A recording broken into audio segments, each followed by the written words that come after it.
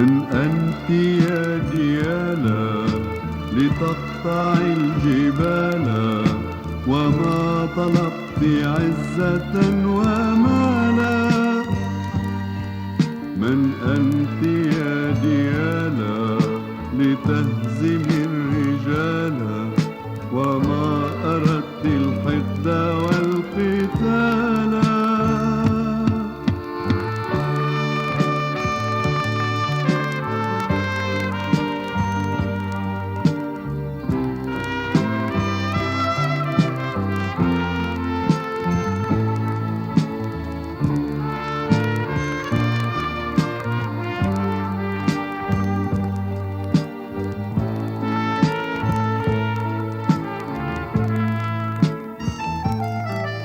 وعنك في البراري في غضبة النهار، يرتد صوت الريح إن تعالى.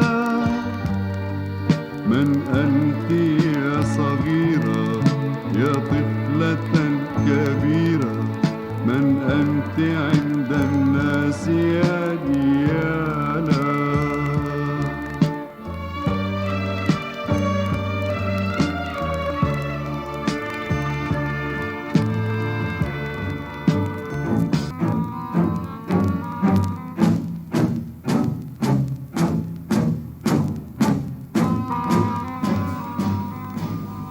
ماذا تفعل هنا؟ ديالا، أنا من أذن لك بالدخول إلى غرفتي؟ أردت أن... ماذا تريد؟ لهذا رجعت؟ ديالا، اهدئي واسمعيني. ماذا تريد من العلبة؟ عرفت كل شيء. كل شيء؟ الآن أقدر أن أستريح. ماذا عرفت؟ كيف تناول عني السم. هذه العلبة نظيفة، لا أثر لأملاح فيها. لماذا نظفتها؟ أنا سيدة هذا البيت، لي أن أنظف ما أريد وأهمل ما أريد. لا تناوري يا ديالا، هذه العلبة تحمل آثار السم. من الآن لن يصعب علي النوم. ما علاقة هذا بك؟ أردت أن أعرف. الآن عرفت. ماذا ستفعل؟ لا شيء، أستطيع أن أنام.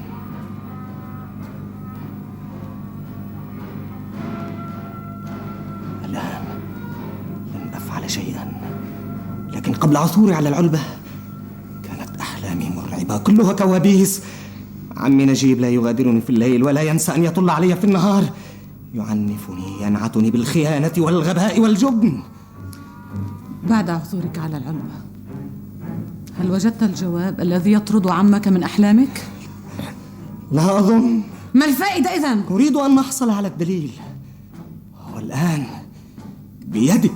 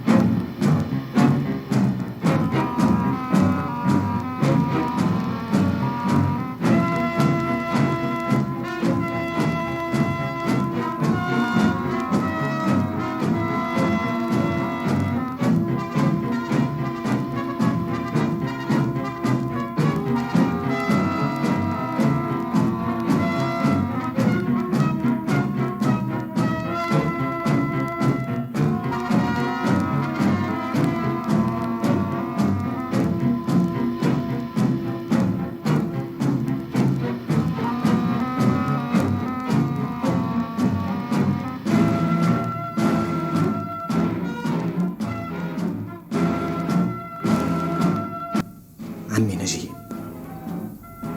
أين أنت الآن؟ أتسمع أفكاري؟ تعتبرني خائنا؟ جبانا؟ لا، لو كنت جبانا لما قدرت على هذا الحب. الحب، هل الذي بينها وبيني حب؟ أم هو موت بطيء مشترك؟ اثنان اتفقا على تدمير نفسيهما باسم الحب. تضحية وعلى اسم الخيانة. عمي نجيب، ستراني قويا. أمهلني فأنا من عائلة هيثم.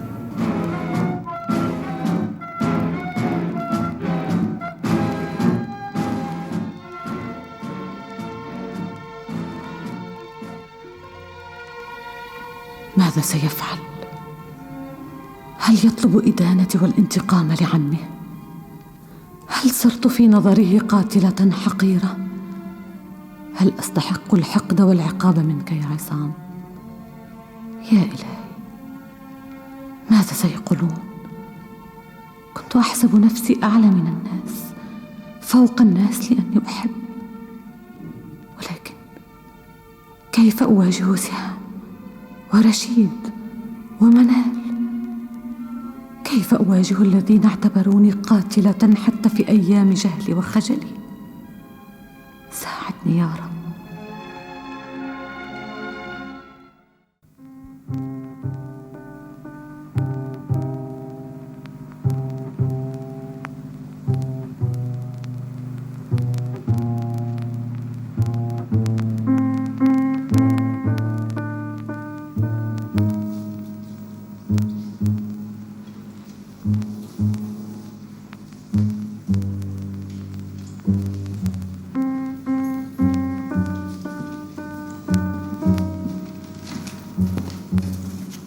ماذا فعلت؟ انتهى كل شيء. كيف؟ الفضل لها. لمن؟ ديالا. عن أي فضل تتكلم؟ كنت ناويا أن أذهب إلى القرية وأضع أمام العمدة الدراسة القانونية التي أعددتها لاعتبار ديالا مغتصبة لحقها. وذهبت؟ نعم. وماذا قال لك؟ جعلني أخجل من نفسي. أقنعك العمدة القروي أيها المحامي البارع؟ لم يقنعني، جعلني أخجل. أوضح لي كلامك. أطلعني على كتاب كان يحتفظ به، كتاب يحمل توقيع ديالا. وماذا تقول فيه؟ إنها تتخلى عن كل ما أكرمها به العم نجيب لصالحك ولصالح أخيك عصام.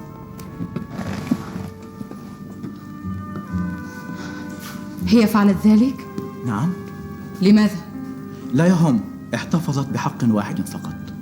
أي حق؟ إدارة المزرعة. وما غايتها؟ تحقيق أحلام عمك نجيب، وبالفعل تذكرين جائزة الثور. هذه الشرقية الخبيثة ذكاؤها يخيفني. سهام، ما زلت تتهمينها رغم كل ما فعلت؟ أريد أن أعرف دوافعها. الشرقية الخبيثة تنال أهدافها بأساليب ملتوية ومعقدة، لكنها لا يمكن أن تخدعني. أهدافها؟ وأي هدف أفضل لها من الاحتفاظ بحصتها؟ ألم تلاحظ بعد؟ ماذا؟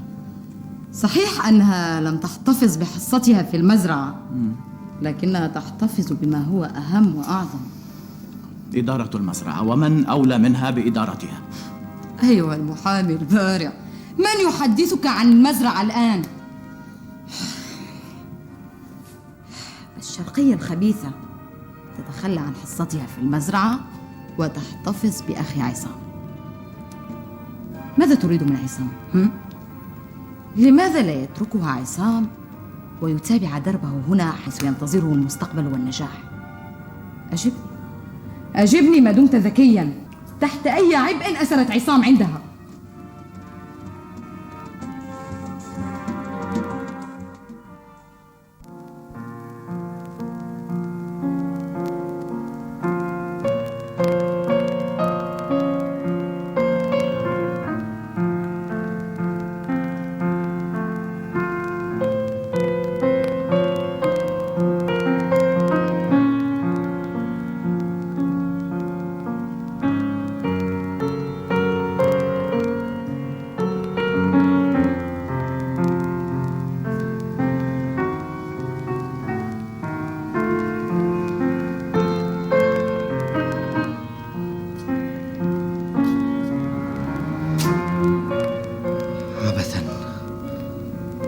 من يعرف النوم طريقه إلى عيني.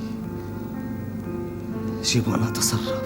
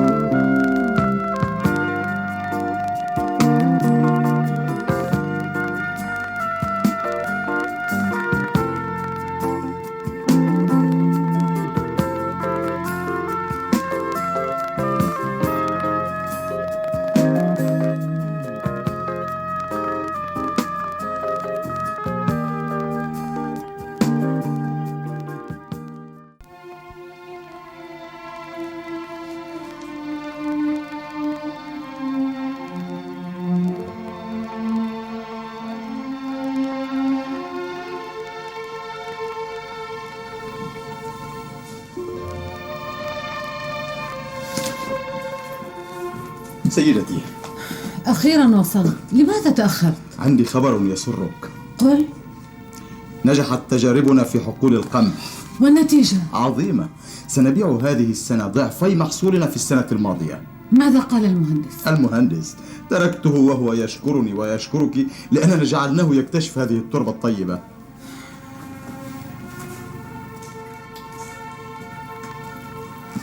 كان علينا أن نحضر أهل الاختصاص إلى هذه المنطقة من زمن بعيد. المهندس يطلب منك خدمة. ماذا يريد؟ أن تسمحي له بدراسة التربة في المنطقة المرتفعة. هل قال لك السبب؟ نعم، قال إن التراب في الأرض الصخرية يكون أكثر عطاء من أي تراب آخر، وهو يستغرب عدم اهتمامنا بكل تلك المساحة. قل له إني أثق بمجهوده وأن يفعل ما يراه مناسبا.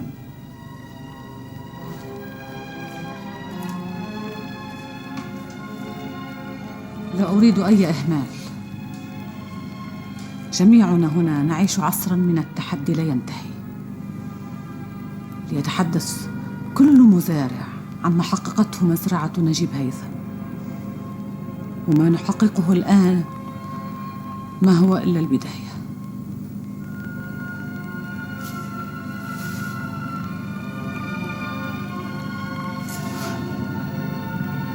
سهام، ماذا جاءت تفعل؟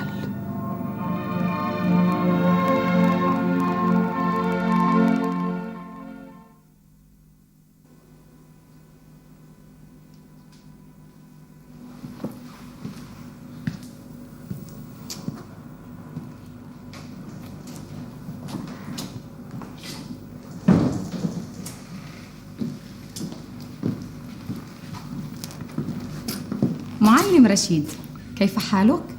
بخير يا سيدة. أين ديالا؟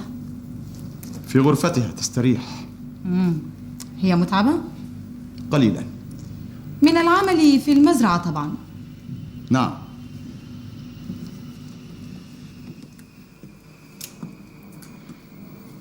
من حسن حظي أني وجدتك هنا. أنا يا سيدة؟ لو لم أجدك لبعثت في طلبك. تفضل.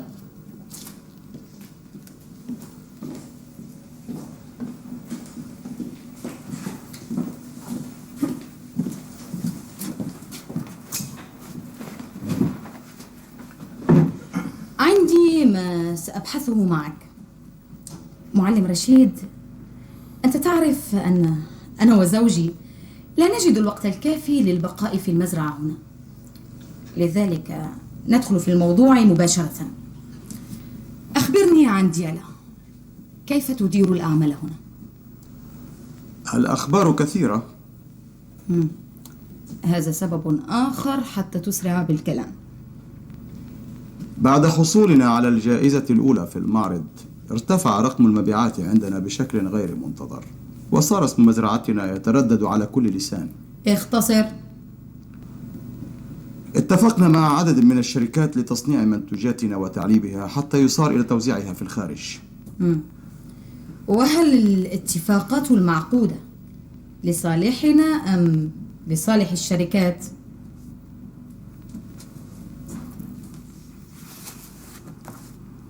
لك أن تقرري بنفسك. لندع أهل الاختصاص يبدون رأيهم.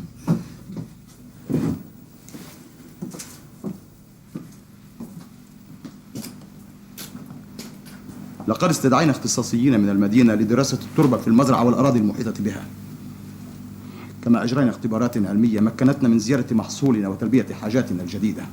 هل عندك أرقام؟ في الدفتر هناك. لا بأس. هل هذا كل شيء؟ لا. ماذا بعد؟ اشترينا آلات حديثة لحلب الأبقار وحفظ الألبان. من عقد الصفقة؟ عفوا؟ من اشترى الآلات؟ سيدتي طبعا. سيدتك؟ نعم، السيدة ديالا.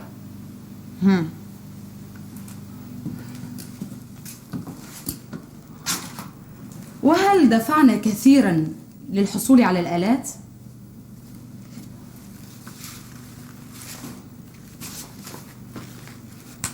سنرى.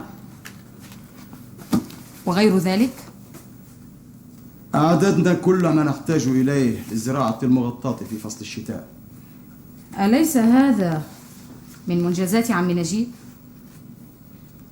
السيد نجيب رحمه الله كان يحلم بذلك، والسيدة ديالا هي من نفذ هذا الحلم. يظهر أنك معجب بالسيدة. تعجبني أعمالها. طبعا طبعا. أذكر أنك استخدمتها هنا على مسؤوليتك. أيمكن أن نرى السيدة؟ تريدين أن أرسل من يناديها؟ بعد قليل، بعد أن ينتهي زوجي من مراجعة الأوراق.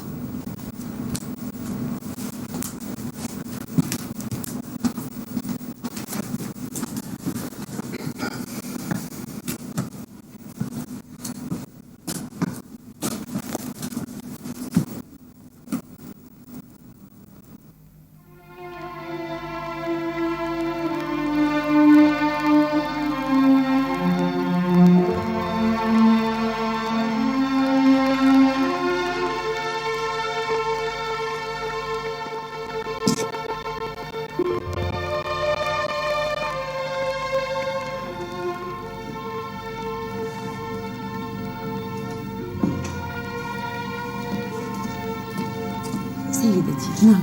السيدة سهام تسأل عنك. قولي لها أني سأنزل. منال. نعم. هل سألتك السيدة سهام شيئا؟ لا، ولكن قالت إن عندها أسئلة ستطرحها علي. أستطيع أن أذهب الآن؟ أجل.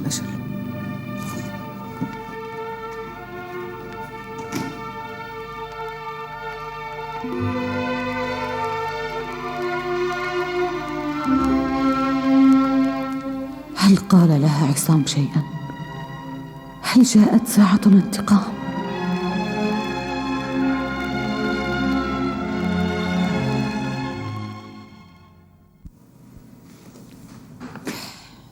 ماذا رأيت؟ ممتاز، عمل رائع. وما هو العمل الرائع؟ هذه المرأة تصلح لجميع الأعمال.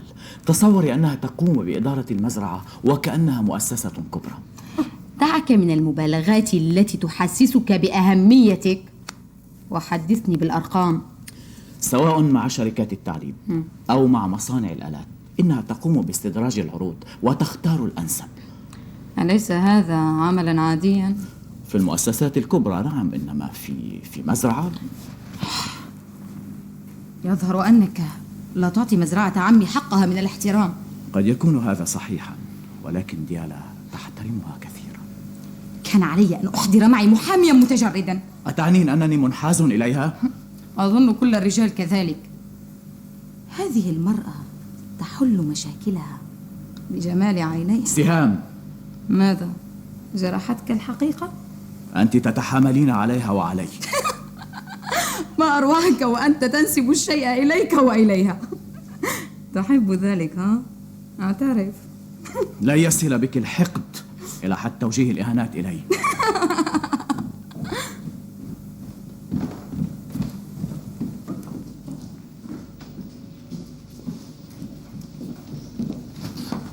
وأخيرا حصلنا على شرف رؤية السيدة.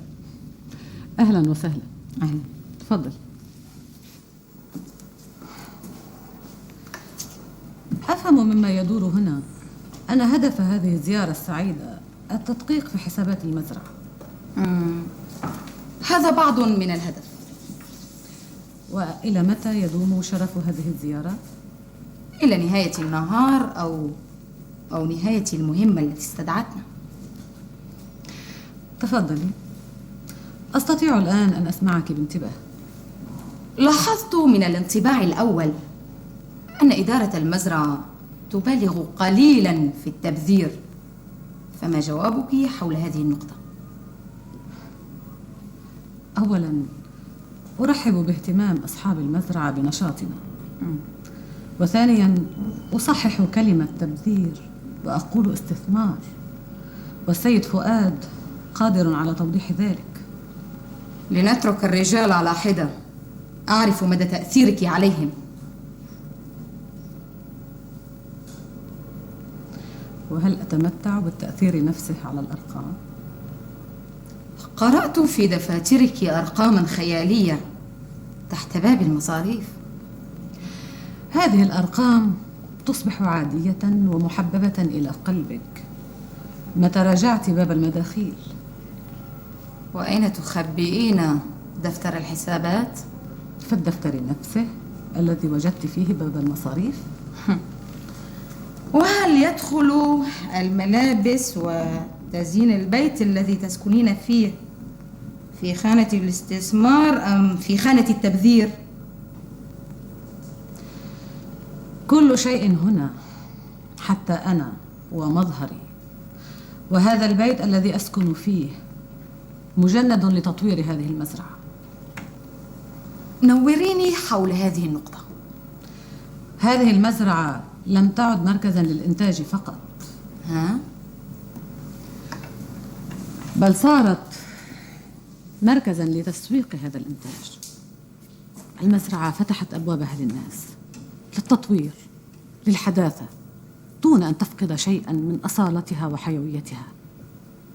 لذلك نفرض على أعين من نتعامل معهم مظهرا لائقا وجديرا بالاحترام. وهل تظنين نفسك مخلصة لذكرى زوجك حين تقومين بهذه التعديلات؟ كل الإخلاص. لكن عمي كان قادرا على ذلك لو أراد، فلماذا ننتظر وفاته لتعديل كل شيء؟ التغيير في الأسلوب وليس في الأهداف. زوجي كان يريد جائزة أولى لإحدى ثيرانه، لكن أسلوبه لم منعه من ذلك. هل تتهمينه بالفشل؟ لا، أعيد له نجاحه. جوابك حاضر. لن أزيد، فإني أكره الأجوبة الحاضرة. آمل أن تكون مهمة هذه الزيارة قد انتهت بنجاح. لا، ما زال عندي موضوع أهم من ذلك. تفضلي. علي أن أناقشه مع صاحب الأمر. من؟ أخي عصام.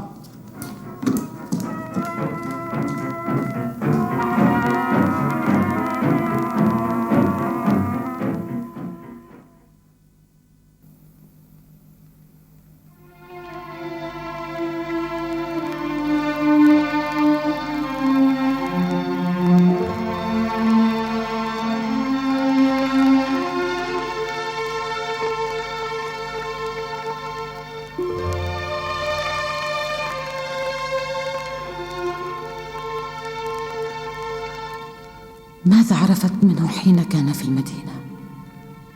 هل قال شيئا خانه؟ هل اتفقا عليه؟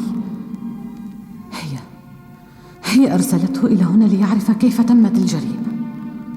كان يبحث عن علبة الأملاح ليقدم لها الدليل حتى تدينني. الكراهية واضحة في عينيها. تعرف، هي وأخوها ينتقمان للعم القتيل. نجيب، ماذا فعلت بي يا نجيب؟ ماذا سيحل بالمزرعة؟ ماذا تنتظر؟ ألا أستحق عفوك الآن بعد كل ما فعلت؟ أكانت حياتك أفضل وأجدل لو تركتك تعيش؟ فكر معي قليلا، انسى نفسك وغاياتك. لو تركتك تقتلني لما كسبت شيئا، لكني تركتك تموت وأبقيتك حيا. انظر حولك وحولي وحول الجميع. أليس نجيب هيثم في كل مكان؟ أليس حيا وأفضل مما كان؟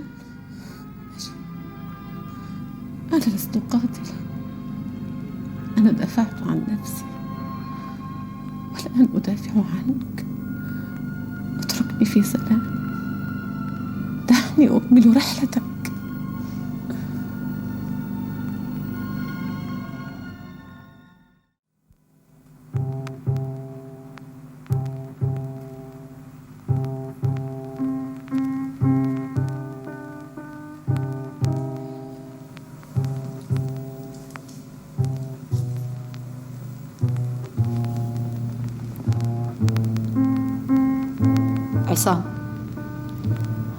عصام لن تستطيع أن تخدعني. أعرفك سعيدا محبا للحياة، وأعرف أن المستقبل يبتسم لك والمدينة تفتح لك أبوابها. ما الذي بدلك؟ واجباتي هنا كثيرة. أية واجبات تردك عن طموحك؟ عمي. عمك أوصاك بأن ترعى زوجته في غيابه؟ سهام، لن أسمح لك. ديالا امرأة وفية، كانت وفية له في حياته وما زالت وفية لذكراه. هل تريد أن تقنعني بأن هذه المغامرة الفاتنة أحبت عمنا نجيب؟ لا، ما أحبته ولا خدعته وادعت أنها تحبه. كيف عرفت؟ كان عمي في بداية عهده بالزواج يثق بي ويقول لي كل شيء. وهي أيضا. ما الذي بينكما؟ لن أقول لك. هناك سر إذن. سميه ما شئت، ليس خيانة على أي حال. ماذا وضع في رأسك هذه الشرقية؟ أشياء كثيرة لن تفهميها، لا أنت ولا الآخرون. تحبها؟ الحب كلمة اصطلح الناس على إبعادها فوضعوها في قفص نواياهم وبين جدران غاياتهم. لا يا سهام، بهذا المعنى لست أحبها. بأي معنى إذن؟ بالذي لم يصطلحوا عليه الناس. لذلك إنما يربطني بديالا كلمة لم توضع بعد. وتنظم لها قصيدة غزل أمامي؟ حذرتك من أنك لن تفهمي. وتقول إنك في المزرعة من أجل عمنا نجيب. عمي نجيب أوصى باستمرار الصداقة بيني وبين ديالا، وهناك ما هو أهم. عمي نجيب لا يزال موجودا في كل مكان. كيف؟ ديالا فرضته على المزرعة. اسألي العمال، اسألي الأرض، اسألي الحيوان، ليس فيهم جميعا من يصدق أن عمي نجيب لم يعد موجودا. لنفرض، ما دورك أنت؟ أنا أقوم بدوره في المزرعة. كل ما كان يفعله، كل ما كان يحبب الناس إليه رغم خشونته، كل ما كان يحبه أقدمه لهم باسمه. اسأليهم هم أيضا.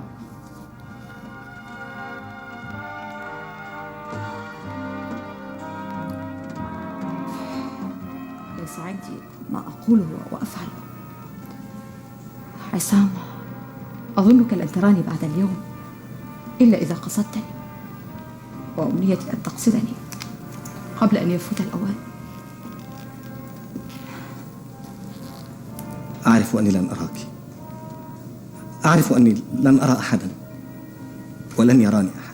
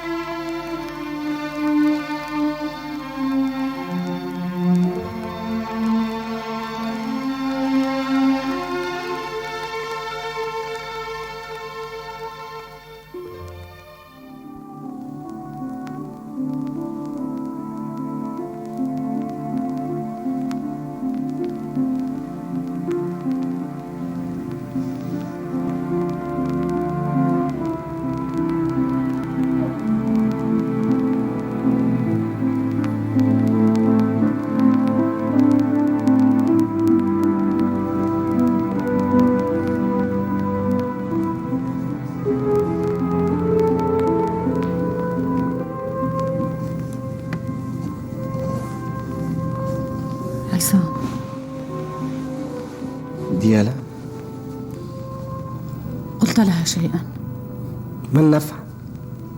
لن تفهم. ماذا قلت؟ لا شيء. قلت ما لا يعرفه أحد سوانا، ولم تفهم. لم تفهم؟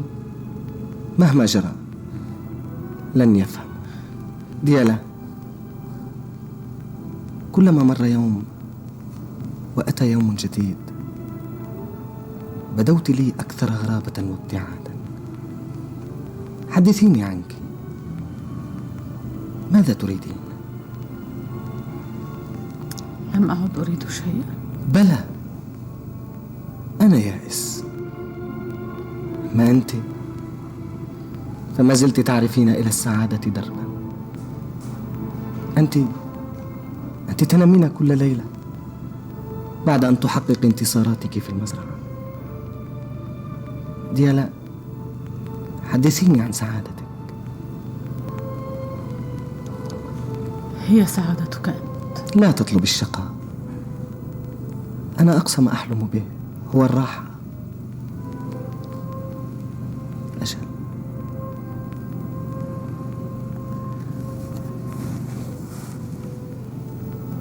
ديالا، أنت أعظم من هذا، فلا تربطي نفسك به. حسام، أتذكر ذلك اليوم قرب الصخرة؟ لم أعد أذكر شيئا. سعادتي يوم نرجع إلى هناك وتقول لي إنك تحبني. لن أعود إلى هذه القصة من جديد، أما كفانا. ستكون قصة أخرى يوم نرجع إلى هناك وتقول لي إنك تحبني دون سابق المعرفة. سأرجع طفلة صغيرة وأصدق كلامك. ترحلين معي إلى المدينة؟ إلى أي مكان، إلى أي مكان، فلا يراني نجيب، السيد نجيب، ولا يطلب يدي، ولا أرضى أن أكون زوجة له. فأحبك، أحبك، ولن يكون حبي لك غلطة كبرى. ديالا، ونعيش في بيت صغير، نقرأ الكتب ونصنع الأحلام، ويباركنا عنك من بعيد. نتزوج وننجب أطفالا. ولا تشعر أختي سهام بأن هناك من يسرق من دربها شيئا؟ وتحبني. وكيف لا تحبك؟ وتبحث معنا عن أسماء لأطفالنا.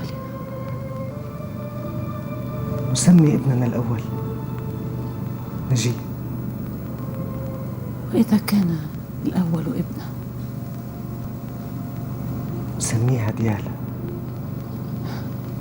لكن أنا ديالا.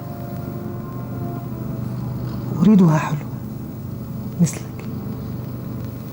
ونسمي ابننا الأول حسام. لماذا؟ يكن ذكيا مثل أبيه.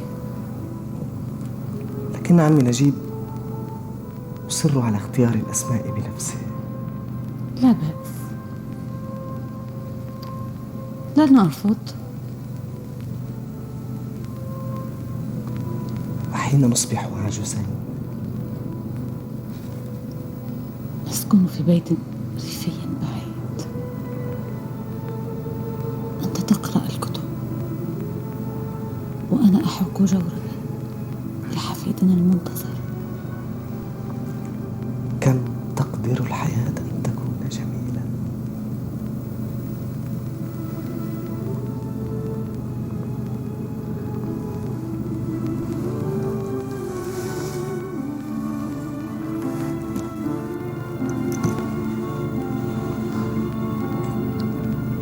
أحبك يا ديالا.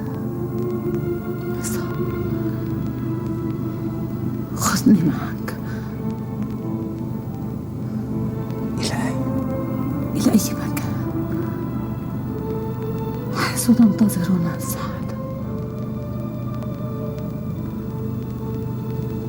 هروب، هروب، هذا كل ما نقدر عليه. لا، لن لن أبدأ رحلة ثانية. ديالا دعيني أرحل. عندي ما أقوله للناس، عندي ما أصرخ به عاليا: خذوني، أنا قاتل. لا تلمسوها، هي لم تفعل شيئا، أنا فعلت كل شيء. أنا أبشع قاتل في العالم.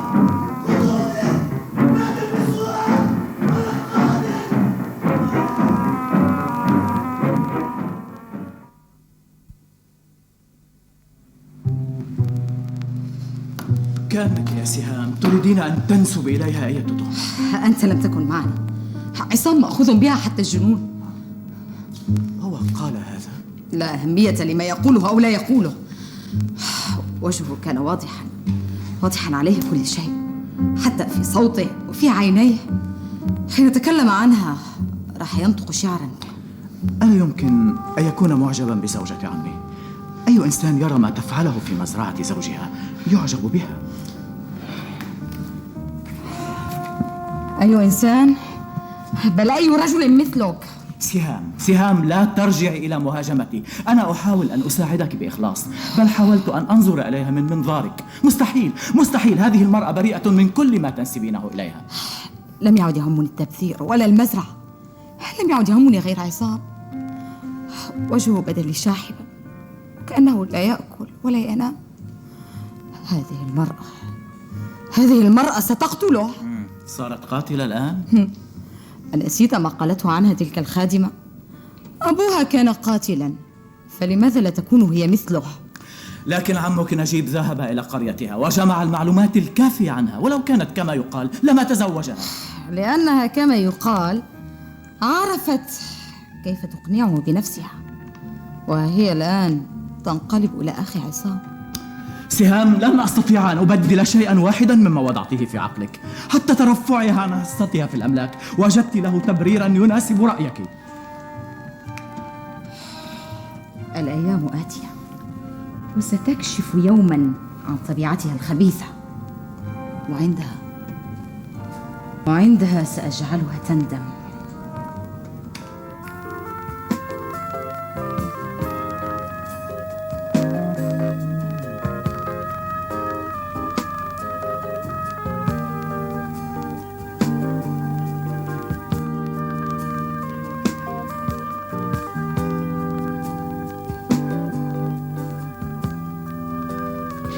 هنا يمكن أن نعزز مواسم الصيف. التربة بين الصخور يمكن إخصابها ونقلها من الأماكن الضيقة لنحصل على كل أنواع الخضار. رائع. ويقول المهندس بأننا سنحتاج إلى كميات قليلة من الأسمدة نظرا إلى نوعية الأرض والمناخ. أشكره عني وادفع له أتعابه، وإذا لم تجد عنده مانعا فليشرف بنفسها على الموسم الأول. هذا ما طلبته منه. أحسنت.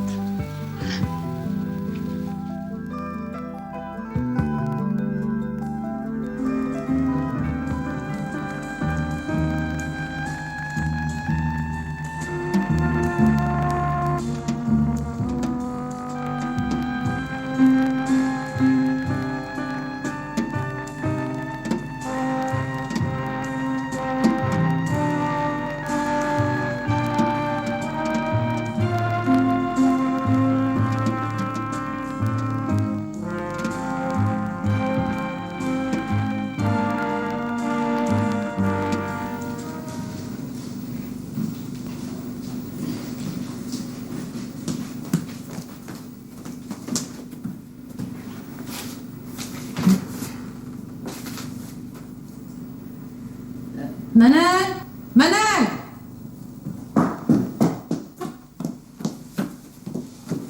نعم. أين الأستاذ عصام؟ خرج. إلى أين؟ لا أعلم. قال شيئا؟ قال إنه لن يغيب طويلا. سيدتي، ما بك؟ أتسمحين لي بالكلام؟ ومتى منعتك؟ أظن. ما بك؟ ماذا تظنين؟ تذكرين أني قبل زواجك بالسيد نجيب كنت صديقة لك لفترة بسيطة. هل صدر مني ما يتنكر لهذه الصداقة؟ لا، ولكن أرجو أن تسمحي لي بالتصرف على أساس تلك الصداقة ولو لمرة واحدة. قولي، ما عندك؟ عندما كنت حائرة في طلب السيد نجيب سألتني نصيحة وربما عملت بها. أذكر ذلك جيدا. والآن أشعر بأن كلامي ولو كان تطفلا قد يكون مفيدا. أي كلام؟ سيدتي، منذ وفاة السيد نجيب وأنا أرى على وجهك ووجه الأستاذ عصام حزنا شديدا. أليس من الطبيعي أن نحزن عليه؟ هذا ما قلته بنفسي، ولكن طول هذه المدة يبقى الحزن عميقا. ماذا تريدين أن تقولي؟ هناك سبب أعظم يثقل صدرك وصدر الأستاذ عصام. هذا ما يشغل بالك؟ استأذنتك بالكلام فلا تغضبي. أشعر بأنك والأستاذ عصام تعيشان مأساة كبرى. أنت مخطئة يا منال. أرجو ذلك، أرجو من كل قلبي، واعذريني على وقاحتي. منال، هل في المزرعة من يعتقد مثلك؟ لا أظن، لا أعرف. ثم أنا لا أتباحث مع أحد في هذه المواضيع. تعالي يا منال، اجلسي.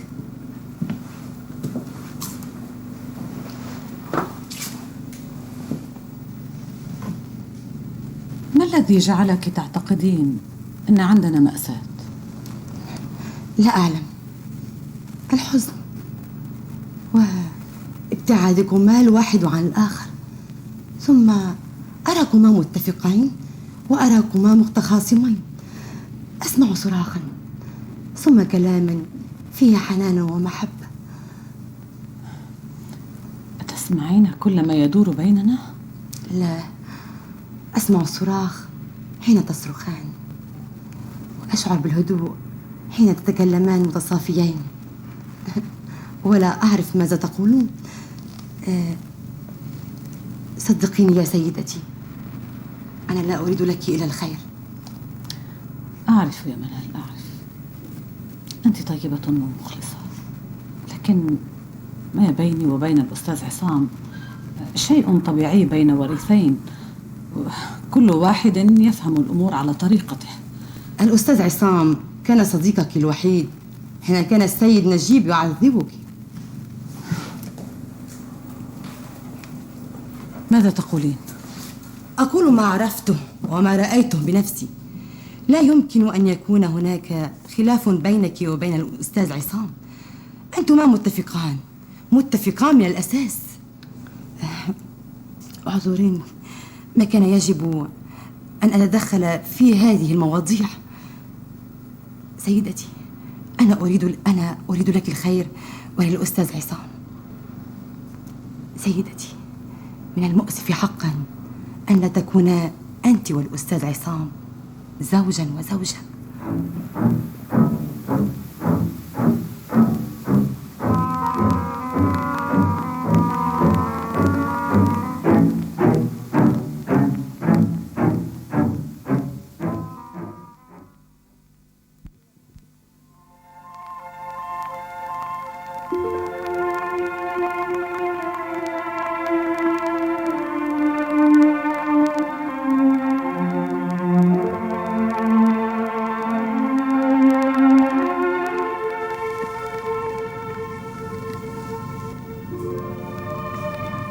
ما زلت ساهرا.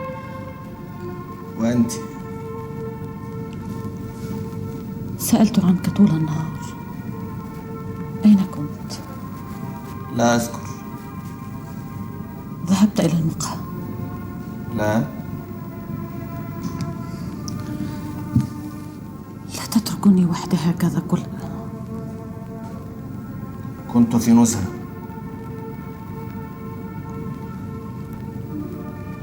منال، تعرف أني أحبك.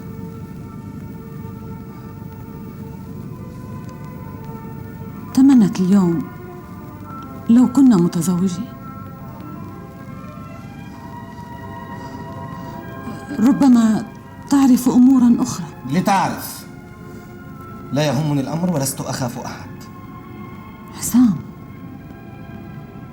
سيطر على نفسك مرة. لن أحاول شيئا بعد اليوم. ديالا، اسمعيني جيدا، اسمعي كل حرف سأقوله لك وإياك أن تعترضي.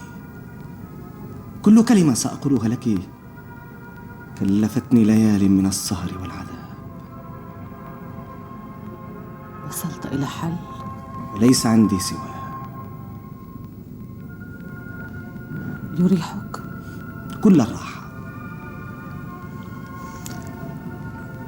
ترتاح إليه أكثر إذا صارحتني به. أرتاح أكثر بكثير. أنا أسمعك. ديالا، قبل سنوات كنت أشعر أني أعظم رجل على الأرض. كنت أتوسل الكتب والمعارف حتى أصبح إنسانا فوق الناس، إنسانا متفوقا.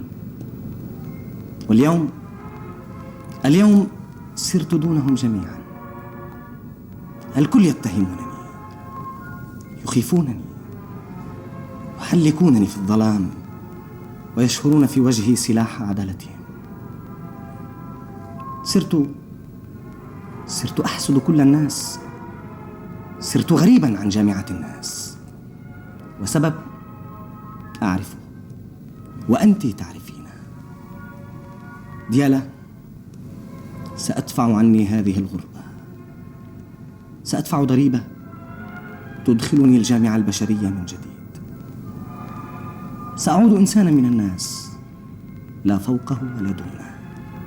سأعود إنسانا ملعونا، مكروها، رديئا، مدانا، ولكن إنسانا من الناس.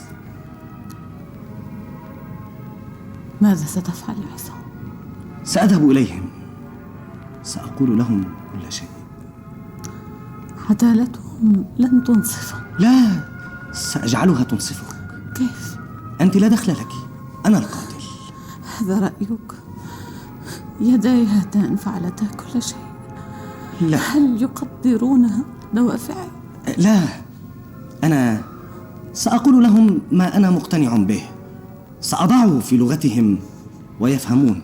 ديالا، علبة الأملاح لا تزال معي.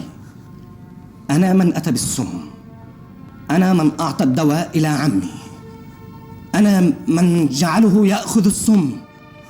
أنا شيء واحد لن أقوله لهم، ولن أحمل ضميري. لن أقول لهم بأني فعلت ذلك بيديك.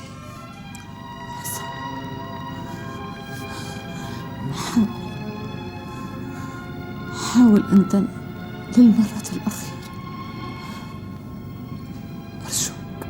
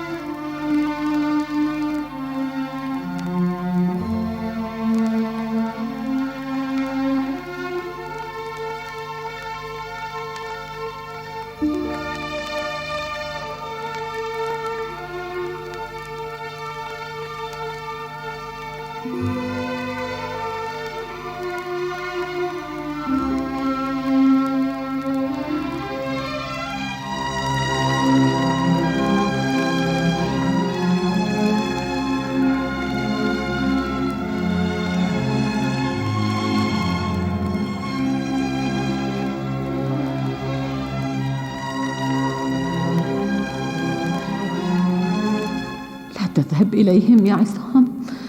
لا تقتلني أرجوك.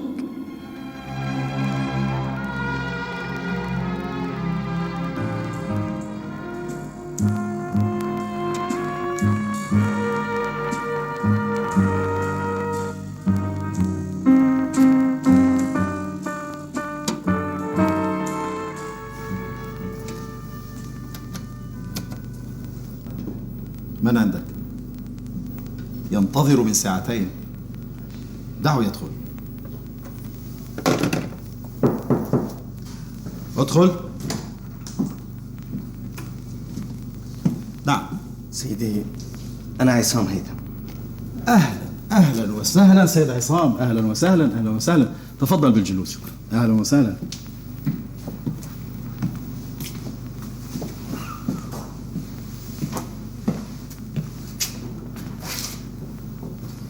لقد سمعت عنك الكثير. أهالي قريتك يحبونك كثيرا. شكرا. وسمعتك الطيبة منتشرة في كل مكان. يبدو أنك قمت بدور الدليل السياحي في بعض القرى ونشطت الحياة الريفية، علما بأنك مهيئ للحياة في المدينة. شكرا يا سيدي، لأنك مطلع على ما كنت أقوم به. كنت تقوم به؟ سيدي، عندي إفادة هامة أريد أن أدلي بها. أرجو أن تدون كل كلمة أقولها لك. هل حدث عندكم شيء الليلة؟ لا لا لا، حصل قد حصل من ليال طويلة. هذه الليالي يا سيدي أعرفها واحدة بواحدة، لحظة بلحظة. أرجوك أن تدون أقوالي.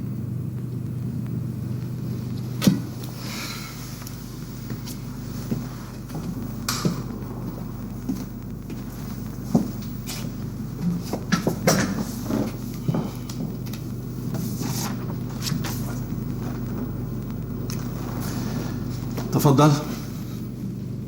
قبل 6 سنوات تزوج عمي نجيب هيثم من الخادمة ديال الغادر من قرية القلاع، وكنت بدأت أحبها. كان عمي تجاوز 50 يوم تزوج، لكن مشاعري نحو السيدة ديالا بقيت عميقة في قلبي، تحرك فيه مشاعر جديدة كبرت وكبرت حتى جعلتني في الشهر 9 من العام الماضي أن أدس السم في علبة أملاح كان عمي يستعين بها ليتخلص من أوجاعه في المعدة والكبد. أنا الموقع أبناه عصام طارق هيثم، قر وأعترف وأنا بكامل قواي العقلية بأن عمي المغفور له نجيب هيثم لم يمت متأثرا بأوجاعه الناتجة عن ضعف بالكبد والمعدة، بل أنا وضعت له السم في علبة الأملاح بكمية تكفي لقتل إنسان عادي. فعلت ذلك بدافع من الحسد. وجئت اليوم أعترف بصد زوجة عمي لي ووفائها لزوجها بعد موته، مما جعلني أكتشف تفاهة حماقتي.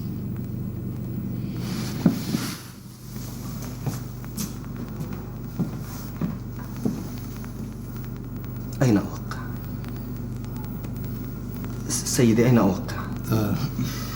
هنا.